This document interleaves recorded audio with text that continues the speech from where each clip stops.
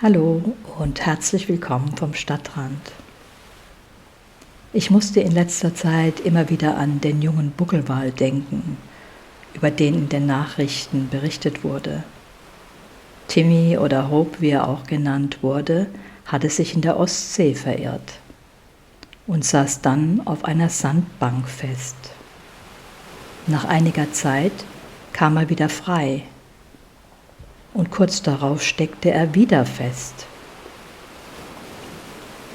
Und als ich das gehört habe, dachte ich, ja, genau, so fühlt sich ein Aspekt von Samsara an. Man schwimmt durch das Meer des Lebens vor sich hin und dann kommt man plötzlich in eine Situation, in die man nie kommen wollte und mit der man nie gerechnet hätte. Man steckt fest, so richtig fest. Dann kommt man auf einmal heraus. Die Freude ist riesig. Man schöpft sofort Hoffnung. Jetzt wird alles anders, denkt man. Und Hope schwimmt weiter. Für einen Moment scheint alles wieder gut zu sein. Und langsam vergisst man wieder, wie eng es eben noch war. Erinnerungen verblassen. Und dann findet man sich plötzlich doch wieder in genau dem Muster, auf fast der gleichen Sandbank, aus der man gerade erst herausgekommen ist. Und man denkt, das kann doch nicht wahr sein. Es lief doch alles gut. Ich dachte, ich hätte es überwunden. Das Meer war ruhig, der Himmel blau. Ich dachte wirklich, ich hätte das jetzt im Griff. Vielleicht kennst du das auch, dieses Wiederholen. Nicht unbedingt mit einem Ort, eher mit Gedanken, mit Ängsten, Hoffnungen, Beziehungen, mit inneren Gewohnheiten. Man sieht eigentlich ziemlich klar, dass etwas nicht gut tut. Und trotzdem geht der Geist wieder dorthin, fast wie von selbst, fast wie ferngesteuert. Nicht, weil wir dumm wären, nicht, weil wir versagt hätten, sondern weil bedingtes Entstehen so funktioniert. Paticca Samuppada auf Pali. Wenn bestimmte Ursachen und Bedingungen da sind, entstehen bestimmte Bewegungen des Geistes.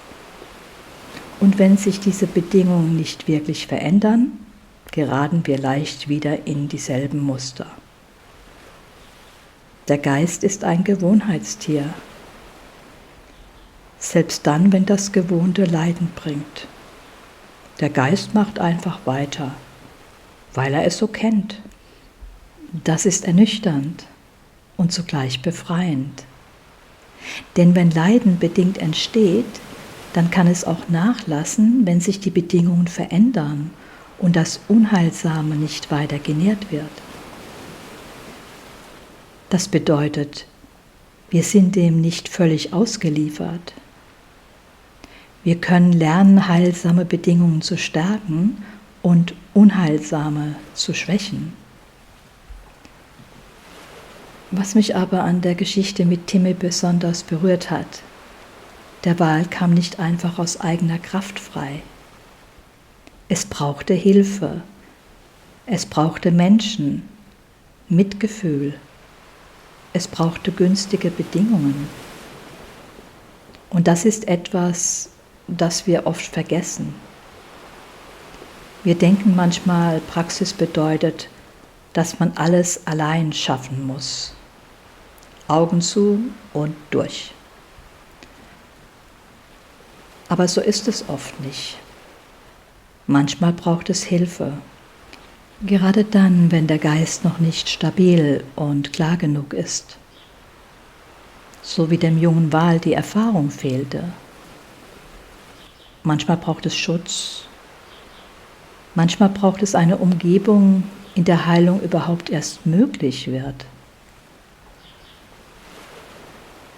Und vielleicht besteht Praxis manchmal gar nicht darin, heroisch allein hinauszuschwimmen. Vielleicht besteht sie erst einmal darin, ehrlich zu sehen. Ich stecke gerade fest, und zwar richtig. Und das ist nicht etwas Unveränderliches. Es ist ein Zustand. Und Zustände verändern sich. Vielleicht reicht es für heute schon, das zu sehen. Da ist Dukkha, also Leiden oder Unzulänglichkeit. Das sind Ursachen und Bedingungen. Und was bedingt ist, kann sich verändern, wenn die nährenden Bedingungen nachlassen. Manchmal nicht sofort, manchmal nicht so, wie wir es wollen, aber nichts bleibt einfach so, wie es ist. Und vielleicht ist das ein stiller Anfang. Nicht blind gegen den Zustand zu kämpfen, nicht aus bloßem Widerstand, sondern ihn klar sehen und Schritt für Schritt heilsame Bedingungen schaffen. Vielleicht auch mal zu sagen, ich brauche Hilfe. Mögest du dort, wo es gerade eng ist, hilfreiche Bedingungen finden. Und mögen Klarheit, Geduld und Mitgefühl den Weg weisen.